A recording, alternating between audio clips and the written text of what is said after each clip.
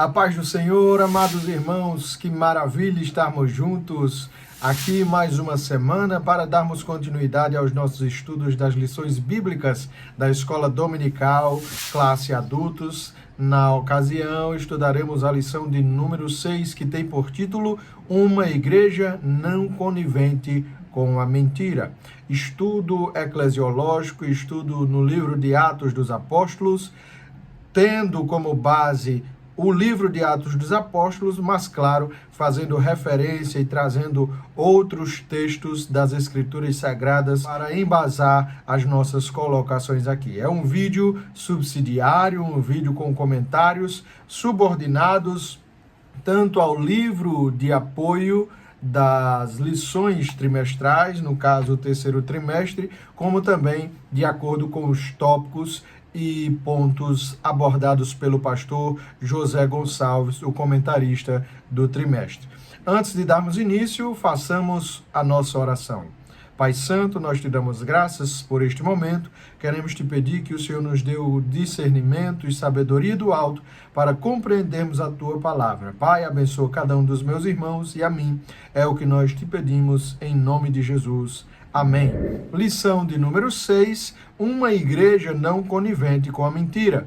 O texto áureo está em Atos dos Apóstolos, capítulo 5, versículo 3, e nos diz: Disse então Pedro: Ananias, por que encheu Satanás o teu coração para que mentisses ao Espírito Santo e retivesses parte do preço da herdade? Claro, nós temos que ter em mente que esse contexto está girando em torno do capítulo 5 de Atos dos Apóstolos, mas não se depreende, o entendimento desse capítulo não está inserido apenas no capítulo 5. Ao longo da lição nós analisaremos que o final do capítulo 4 ainda vai fazer total sentido para nós compreendermos este contexto da lição presente. A verdade prática nos diz: como toda forma de engano, a mentira é pecado. Devemos, pois, andar sempre na luz. Como toda forma de engano, a mentira é pecado. Não existe nenhuma prerrogativa com base bíblica, até ético-moral, pode ter aí algumas questões que façam menção a uma mentira mais branda, ou aquela mentira branca, como alguns conhecem, né, e citam, uma mentira sadia, uma mentira branda e até benéfica, mas biblicamente não existe base para nós defendermos a mentira. O ato de mentir é engano e é pecado, biblicamente falando. É algo que Deus abomina, reprova, sendo pecado. Claro que nós vamos ver no decorrer da lição também algumas perspectivas de acordo com os textos bíblicos e com o entendimento de alguns teólogos estudiosos da palavra de Deus, de casos que possam ou que podem parecer mentira, ou que podem parecer ali uma situação em que Deus permite a mentira, mas nós veremos que não é bem assim. Então, como toda forma de engano, a mentira é pecado. Então, devemos andar sempre na luz da verdade. A leitura bíblica em classe está inserida, claro, no capítulo 5, dos versículos 1 ao versículo 11 do livro de Atos dos Apóstolos, e vamos ler para termos uma compreensão mais aprofundada da palavra de Deus.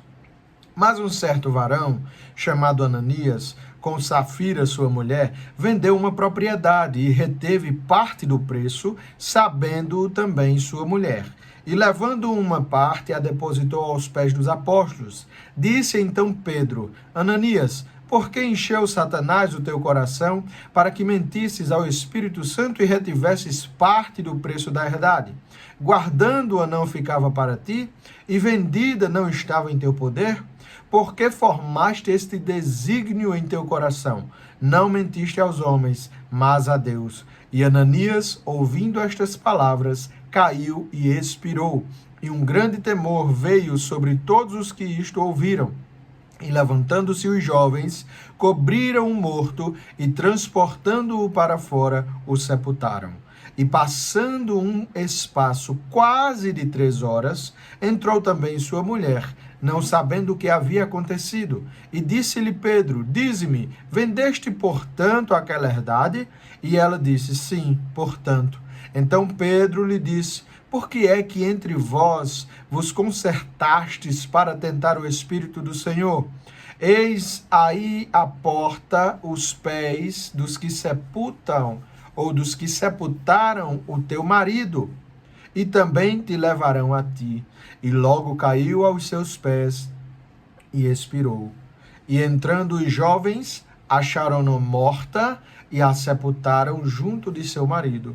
E houve um grande temor em toda a igreja e em todos os que ouviram estas coisas. É um texto forte, um contexto melhor, forte, pesado, sério, mas necessário.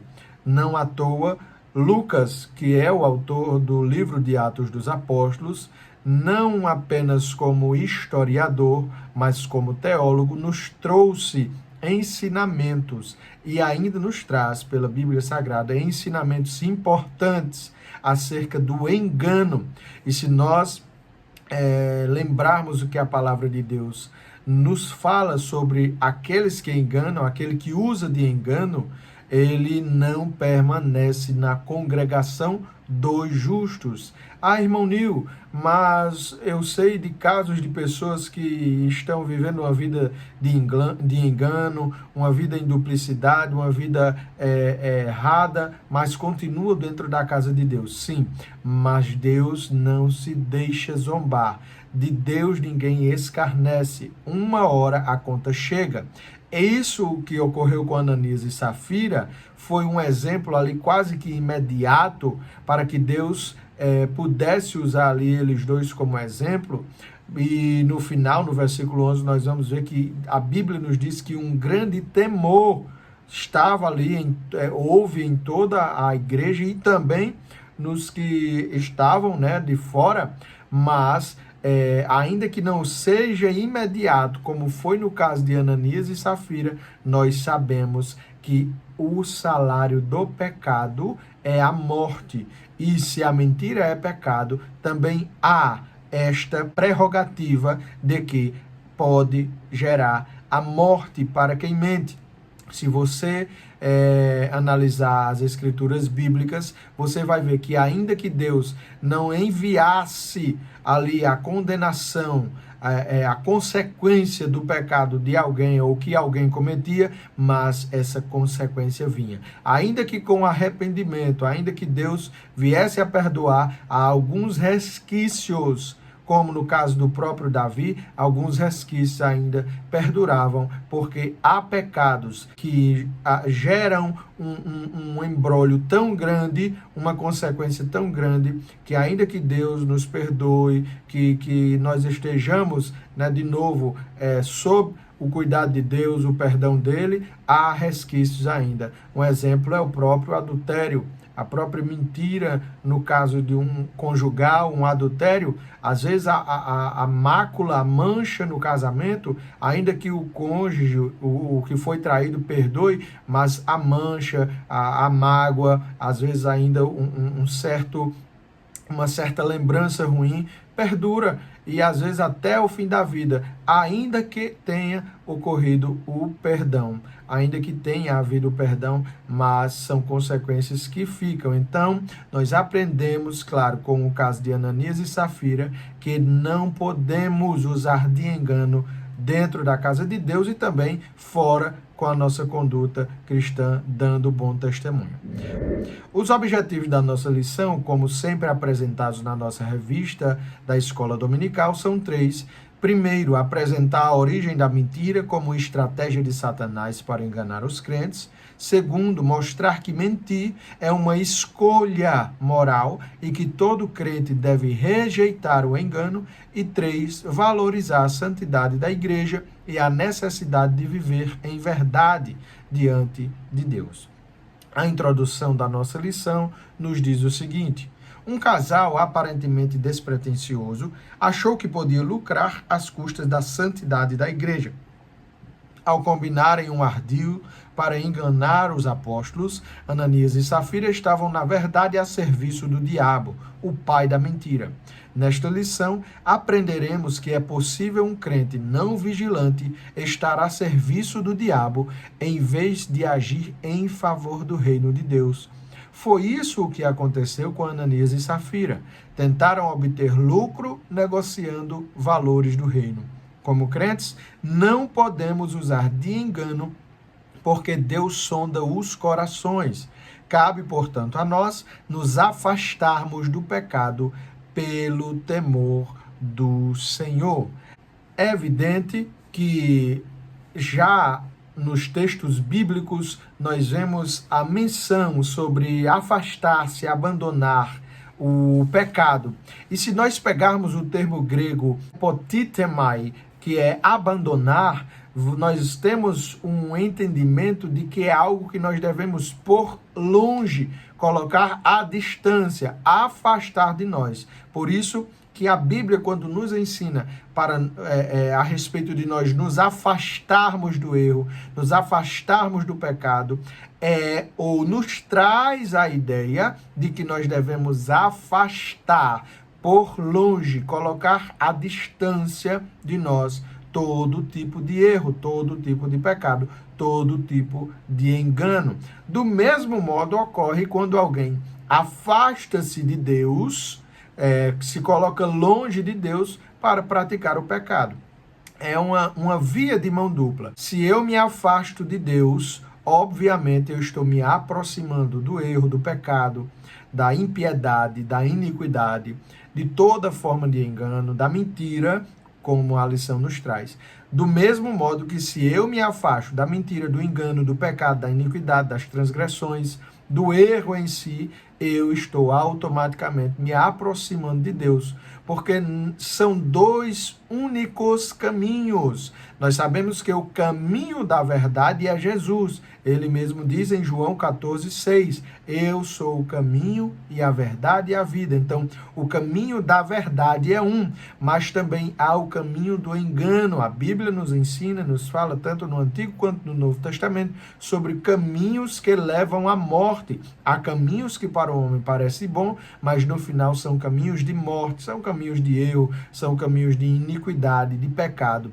E por que não dizer, aplicando na lição, são caminhos mentirosos, falsos. Então, o termo epotitemai significa exatamente abandonar. O crente, como nova criatura, deve abandonar a prática do pecado. A ação pecaminosa está inserida também a mentira. O crente deve abandonar a prática da mentira.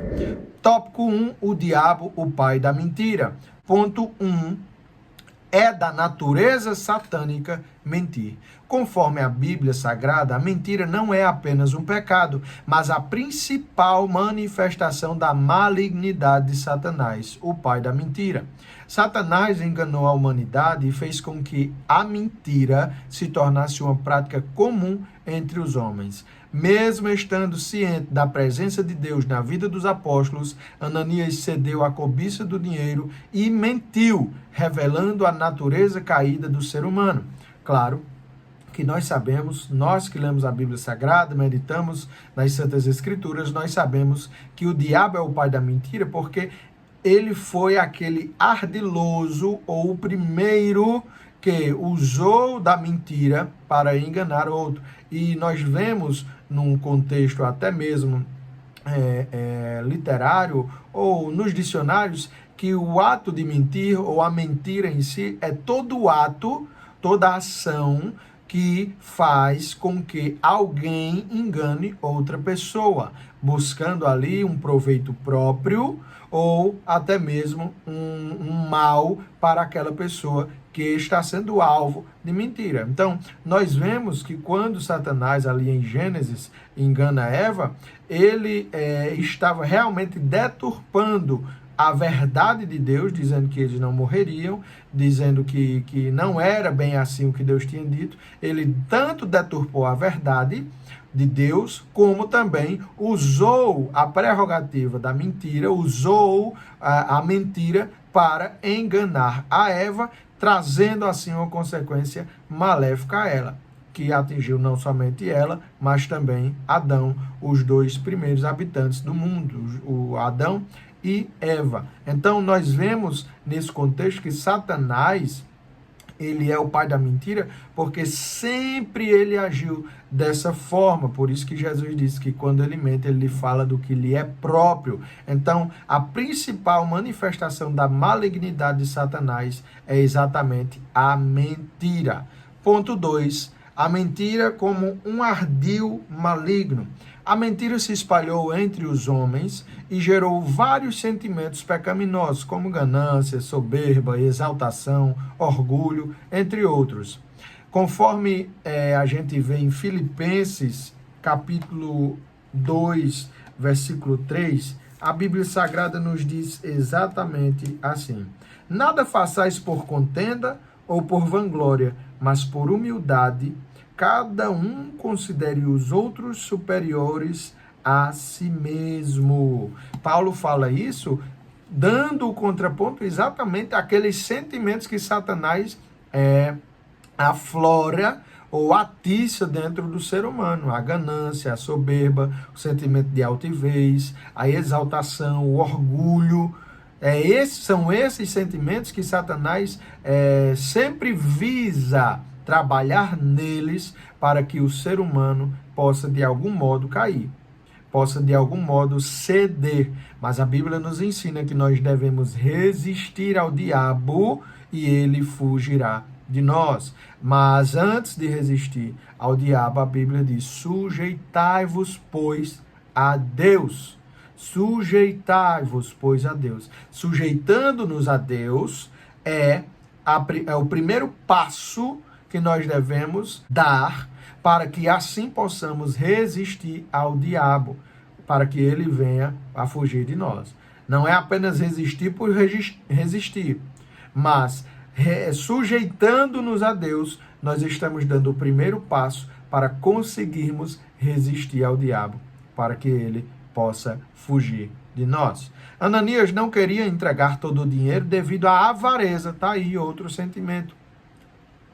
Querendo ainda exaltar-se como alguém de grandes obras. Se nós pegarmos o final do capítulo 4 de Atos dos Apóstolos, nós veremos que termina dizendo falando exatamente sobre Barnabé.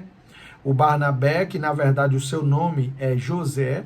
Barnabé foi um nome, dado pelos apóstolos, que no grego é Ruios Paraclésios, que significa filho da consolação, filho da exortação.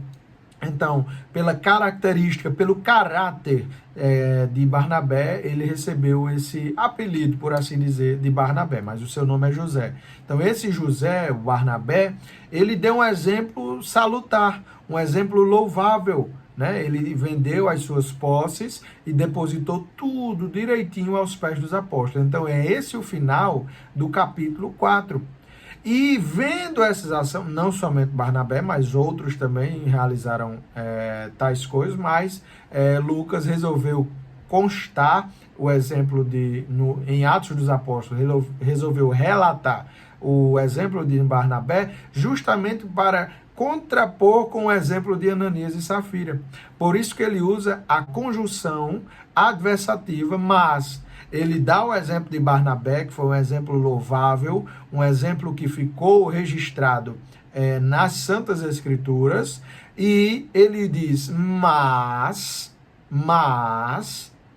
depois do mas, ele vai dar o exemplo de Ananias e Safira. Entretanto, mas são todas colocações adversativas, né? Entretanto, mas em algumas traduções traz entretanto, mas ele faz o contraponto exatamente com o exemplo de Barnabé, em comparado com o exemplo de Ananias e Safira, mostrando que um foi um exemplo bom, louvável, né? Que engrandeceu a Deus e verdadeiro. Outro foi um exemplo trágico, mentiroso e que só visava a ganância, a altivez, a avareza. Porque nós vemos no texto bíblico que foi proposital a ação de Ananias e Safira, ele como marido e ela como esposa, foi uma ação orquestrada. Eles fizeram aquilo propositalmente. Então, foi algo orquestrado, foi um sentimento que Satanás gerou no seu coração, ou nos seus corações, porque depois Safira poderia muito bem se arrepender, mas não se arrependeu. Ela, pelo contrário, carimbou a mentira. Então, nós sabemos que foi no coração dos dois uma ação que Satanás colocou, um desejo, um sentimento maligno, Satanás colocou no coração deste casal, e o seu fim foi trágico. Ponto 3. Não superestime o inimigo. O Senhor Jesus ensinou que o inimigo veio para roubar, matar e destruir. E isso significa que o inimigo é um ser extremamente perigoso. Paulo nos ensina que nós não devemos ignorar os ardis de Satanás. Devemos manter distância dele e de tudo aquilo que ele criou. Os demônios devem ser expulsos e os cristãos devem vigiar em relação às astutas ciladas que ele prepara. Nós devemos nos afastar de tudo aquilo que ele instiga, das ciladas dele. Por isso que Paulo diz, e não ignoreis os ardis. Ele é ardiloso, ele é sagaz. Ele é sagaz, ele sabe o que faz. Não vamos nos enganar no sentido de que achamos que por ele já está derrotado, porque ele já está derrotado, Jesus o derrotou na cruz do Calvário, mas ele ainda tem certa liberdade, claro, conforme a permissão de Deus para cumprir o plano divino, mas essa liberdade que ele tem, em uso dela, ele é ardiloso. Ele não perdeu a sua essência, embora derrotado, ele ainda tem poder. Ele tem sagacidade, ele não é todo poderoso, ele não está em pé de igualdade com o nosso Deus, mas ele tem sim poder, ele tem sim as suas ciladas, as suas artimanhas. Por isso que Paulo, quando fala as astutas ciladas do diabo, em grego está dizendo exatamente o seguinte, tas metodeias to diabolo, que significa, metodeia significa exatamente os planos, os planejamentos, os planos, os ideários, as ciladas, as investidas, as estratégias que Satanás coloca ou faz para tentar tragar aquele que está cedendo espaço, abrindo brecha no seu coração para que ele trabalhe. Então, nós não devemos ignorar as astutas ciladas. Ciladas ali é metodeias. As astutas estratégias. Ele sabe o que faz. Ele sabe o que faz. Nós também devemos saber o que fazer. Os demônios devem ser expulsos e os cristãos devem vigiar em relação às astutas ciladas que ele prepara. Isso aí está em Efésios 6:11. Paulo fala sobre isso, nós acabamos de exemplificar, trazendo o termo metodeias, mas nós temos neste mesmo capítulo 6 de Efésios com o que nos defendemos. Se nós vemos ali o cinto é exatamente de quê? Da verdade, cingindo os nossos lombos com o cinto da verdade. E se nós pegarmos aqui, a título de comparação, o cinto na armadura de um soldado serve exatamente para segurar as suas armas, segurar a sua armadura. O cinto serve ali como base, tanto para as armas que ele usará, a espada, como também para segurar a armadura como um todo.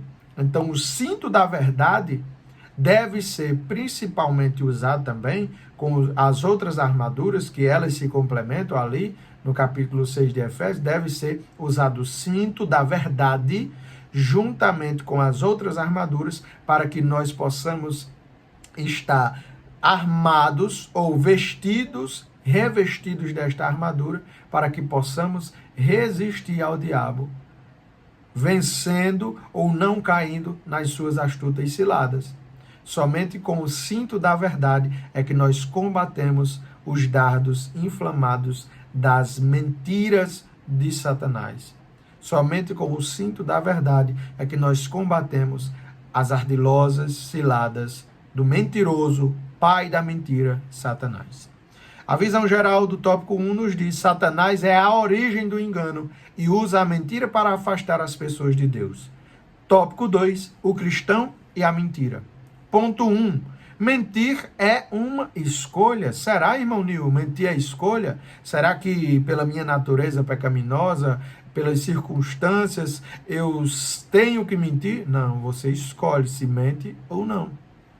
Ananias tinha liberdade e poderia ter dito a verdade, porém, por interesses pecaminosos, preferiu mentir. Desde o início, Deus havia falado a Caim que ele deveria dominar o pecado que estava à porta. E isso prova que o ser humano tem liberdade para escolher pecar ou não. Então, no primeiro caso ali, não do primeiro pecado, porque o primeiro pecado foi dos seus pais, Adão e Eva, mas no primeiro homicídio ali, antes do primeiro homicídio registrado na humanidade e registrado no livro sagrado, em Gênesis 4, quando Deus vai ali falar com Caim, ele diz: olha, cabe a ti dominar, o pecado está à tua porta, mas cabe a ti dominá-lo. Você escolhe se peca ou não. Você escolhe se erra ou não. Ele escolheu pecar, matou o seu irmão de sangue, de fato. Então, ele escolheu. Então, desde esse princípio, há a escolha do ser humano escolher pecar ou não. Então, mentir é do mesmo modo. O ato de mentir segue a mesma linha de raciocínio. Eu minto se eu quiser. Eu minto se eu quiser. É bem verdade que muitas pessoas já se acostumaram tanto a mentir que já é algo natural para ela. Em toda palavra, em toda história, em todo testemunho, ela já alcunha isso com uma mentira. Já parte de uma mentira. E aquela máxima dita, aquele adágio dito por muitos, uma verdade contada, uma mentira contada muitas vezes, acaba se tornando verdade, é a maior mentira de todas. Porque a mentira pode ser contada 1000 vezes, mas ela nunca se tornará verdade. Do mesmo modo que a verdade nunca se tornará mentira. Se nós lembrarmos o que Paulo escreve aos Romanos, capítulo 1, versículo 25, Paulo diz: pois mudaram a verdade de Deus em mentira e honraram e serviram mais a criatura do que o Criador, que é bendito eternamente. Amém. Mas ali esse ato não quer dizer que a verdade de Deus se transformou em mentira, não. Eles estavam deturpando conforme as suas aplicações, conforme os seus entendimentos, mas isso não quer dizer que a verdade de Deus se transformou em mentira, não.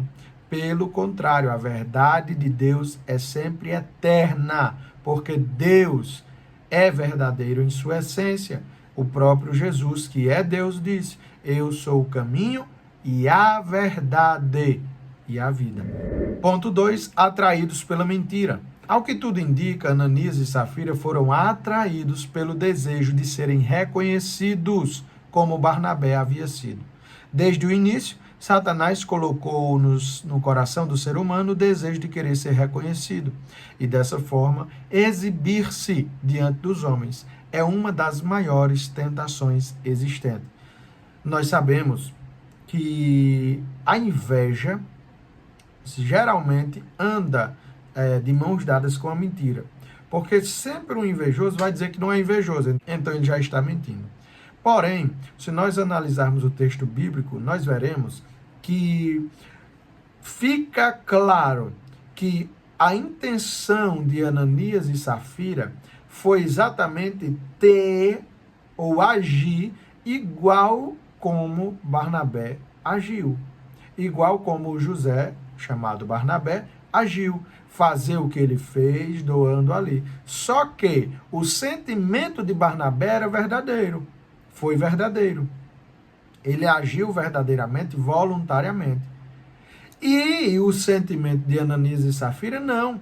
Estava ali poluído, estava maculado com o sentimento de grandeza, de querer ser reconhecido, com a mentira, com o engano, com a visão de lucrar ou de receber status ou fama.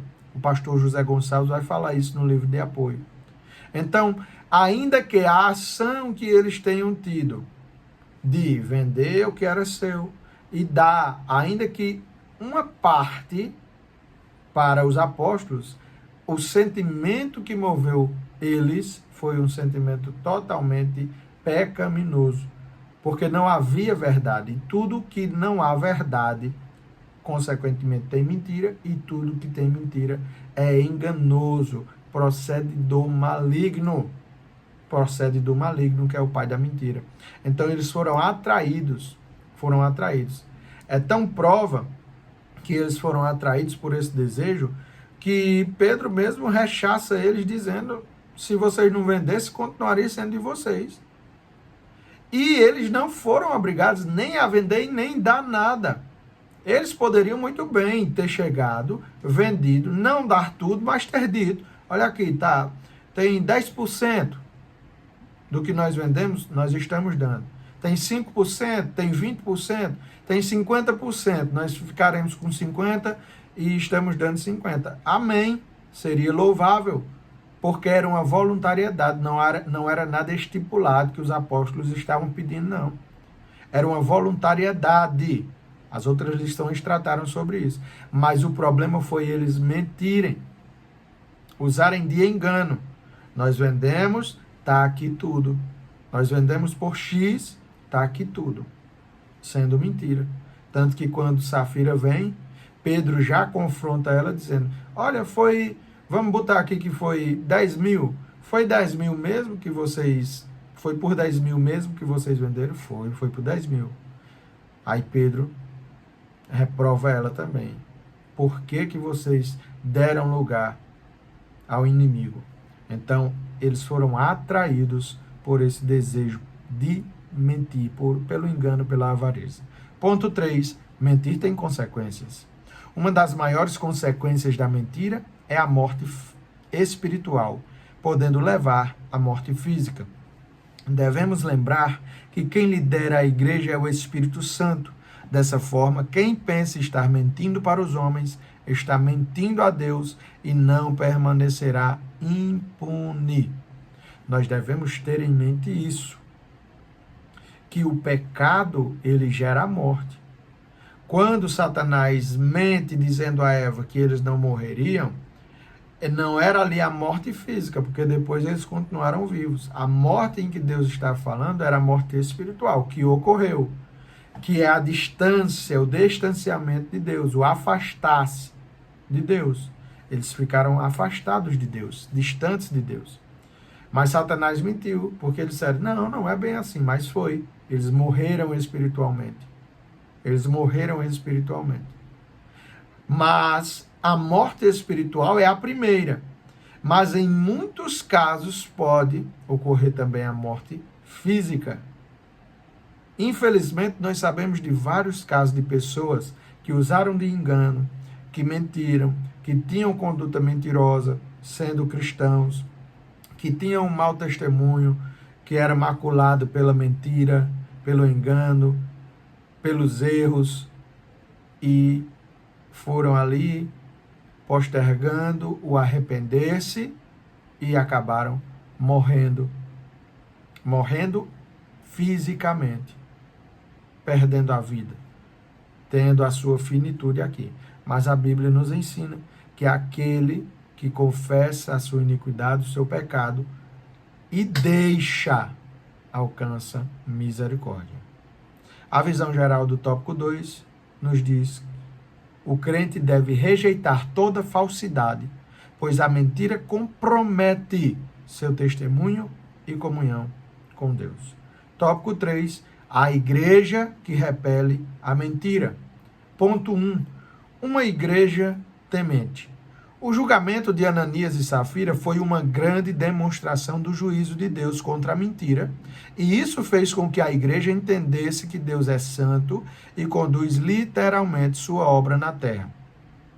O temor, que é a palavra phobos em grego, que a igreja sentiu, revela o tipo de sentimento que Deus espera ver no coração de seus filhos.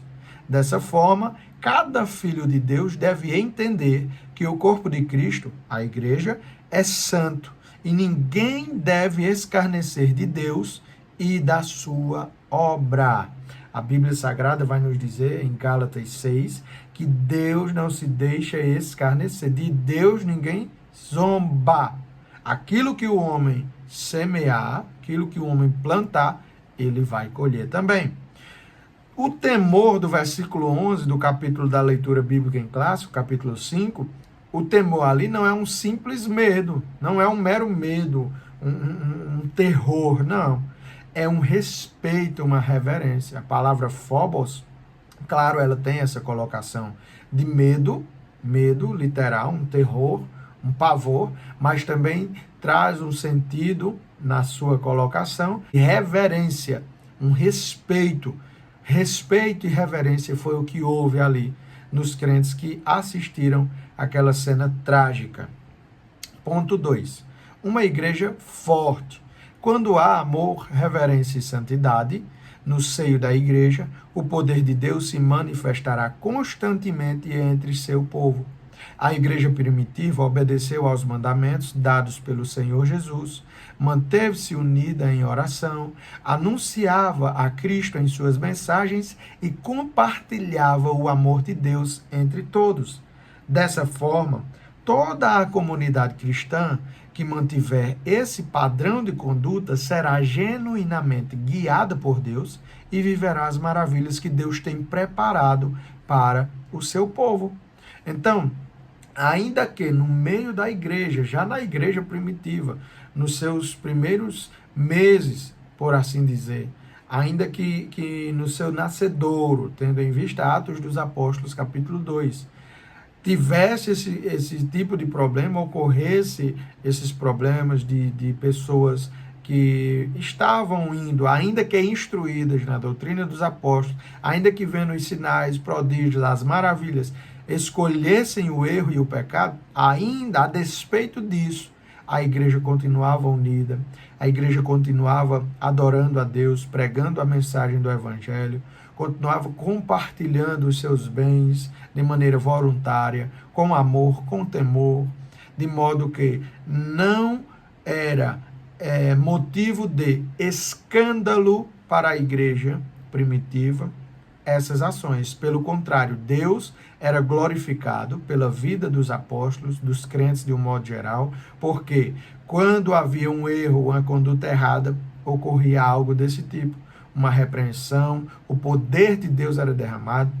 Se nós vemos, e nós veremos ainda neste trimestre, algumas situações em que homens de Deus reprovavam ações erradas. Nós vemos Paulo com Elimas, nós vemos Pedro com Simão Mágico, nós vemos homens de Deus rechaçando o erro, o pecado, em prol da verdade e Deus sendo glorificado. Por quê? Porque eles se mantinham na verdade de Deus, nas verdades escriturais, na verdade que eles tinham aprendido da própria verdade, que era e é o Senhor Jesus Cristo. Então, dessa forma, toda a comunidade cristã que mantiver o padrão de conduta da igreja primitiva será genuinamente guiada por Deus e viverá as maravilhas que Deus tem preparado para o seu povo. A visão geral do tópico 3 nos diz que a igreja deve zelar pela verdade, pois Deus exige santidade e transparência em seu povo. Estamos chegando na conclusão da nossa lição e ela nos diz o seguinte: é possível um crente pecar e se acostumar com o pecado sem se arrepender. É possível que ele encontre até mesmo justificativas plausíveis para comportamentos notadamente pecaminosos. Contudo, uma coisa é certa: não é possível escapar do juízo divino.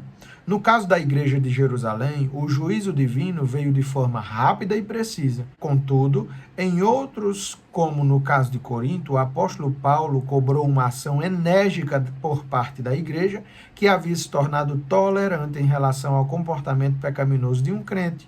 Em outra situação, Paulo deixou claro que Deus exerceu seu direito de juiz com aqueles que haviam pecado.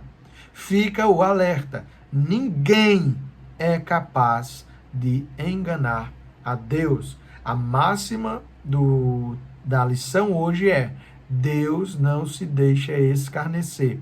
A mentira não tem predominância, não tem prevalência no átrio ou nos átrios, no templo, na casa de Deus. Uma hora ou outra, como diz aí comumente, a casa cai. Uma hora ou outra o pecado da mentira será revelado. A Bíblia nos ensina que não há nada coberto que não venha a ser descoberto. Não há nada que fique encoberto diante de Deus que não venha a ser revelado. Agora também fica o ensinamento que Salomão deu. Vai, aproveita, faz tudo o que tu quiser. Só lembra de uma coisa: no final tu prestarás conta ao Senhor. Então, todos os mentirosos, uma hora eles prestarão contas ao Senhor. Ananias e Safira prestaram contas assim, muito rapidamente. Mas Deus está dando chance, como ele nos ensina na sua palavra, lá em Apocalipse, quando vai falar da igreja de Tiatira, que havia uma mulher, Jezabel. E a Bíblia Sagrada vai nos dizer que Deus deu tempo a ela para que ela se arrependesse. Então Deus está dando tempo. Ah, mas o irmão vive no erro, vive pecando e não acontece nada. Deus está dando tempo. Venhamos a nos arrepender se estivermos andando fora da linha, fora do trilho, se estivermos agindo em discordância com a palavra de Deus. Não esquecendo que não tem mentirinha nem mentirona. É mentira e o pai dela é o diabo. Do mesmo jeito que uma mentira contada por alguém, uma mentira grandiosa, ou assim um contexto grandioso, é mentira, uma mentira no sentido de que você está inventando uma doença para não participar de um trabalho na igreja, ou até mesmo dentro de casa, ou você dizer que não podia ir ao culto, ou realizar um trabalho, ou participar de uma escala por estar doente ou por não poder. E sendo mentira, é mentira do mesmo jeito e é pecado do mesmo jeito. Então, observemos, façamos como Paulo nos ensina em 1 Coríntios 11, examinai o homem a si mesmo. Então, examinemo-nos e vejamos se nós estamos andando em retidão. Façamos como o salmista diz no Salmo 139. Senhor, sonda-me e esquadrinha o meu coração, vê se há algo mal dentro de mim, né? E que ele possa arrancar e deixar somente aquilo que lhe agrada, que lhe apraz e que glorifica o seu nome. Amém? Final de mais uma lição de número 6. Espero ter você aqui na próxima semana para juntos estudarmos a lição de número 7. E eu agradeço a sua presença, a sua colaboração. Peço que você gentilmente, se gostar, curta, comente, compartilhe esse vídeo e passe a mensagem de Deus adiante para mais vidas serem abençoadas. Amém? Que Deus vos abençoe e a paz do Senhor Jesus.